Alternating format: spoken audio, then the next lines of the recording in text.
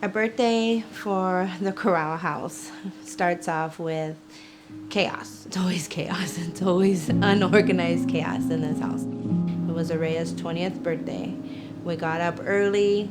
You go into the dining area and it's usually balloons, streamers. It just depends on the child. I got off of work at 5.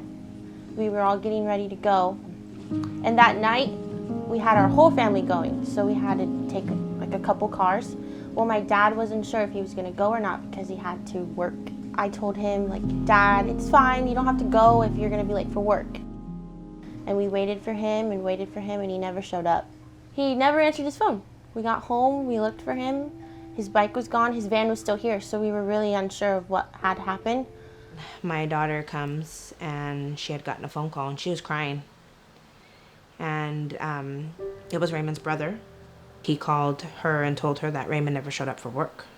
Well, during that time, I get a phone call, and the phone call that I got told me that Raymond never made it to work. They heard he was in a motorcycle accident. I was up all night, and I finally got a call from the surgeon. I remember him starting off and saying that Raymond was in a very bad accident. He's in a coma. There's a lot of brain damage. There wasn't a very high chance of him coming out of it. And if he did, he would most likely be a vegetable. Hearing that news from the doctor that morning paralyzed me.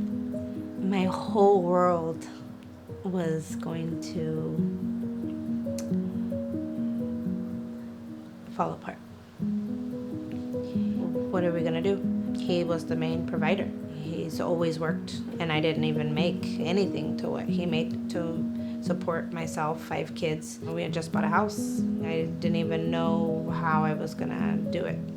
And then I got a phone call from a lady named Adriana, and she explained to me who she was, that she was part of the Giving Circle and what the Giving Circle does for people in our situations, and they wanted to help our family. She was able to say, we're gonna pay your house, we're gonna pay your PG&E, we're gonna pay your water, and they were gonna do 3 months of each. It was unbelievable. It was overwhelming with joy and relief that I didn't have to worry about that stuff.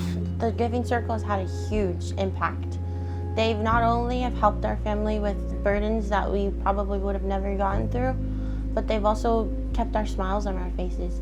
Finally, they were able to let me go and see him. I remember going into the room and I opened the door and Raymond was laying there in the bed and there was no movement or anything out of him, but I just remember like, oh my gosh, he's alive.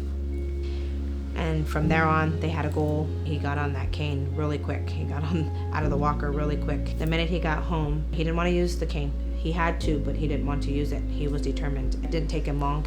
He went back to work really fast. It's too fast to where I forgot how much of a blessing that it was. We were fragile with him, and he didn't want that.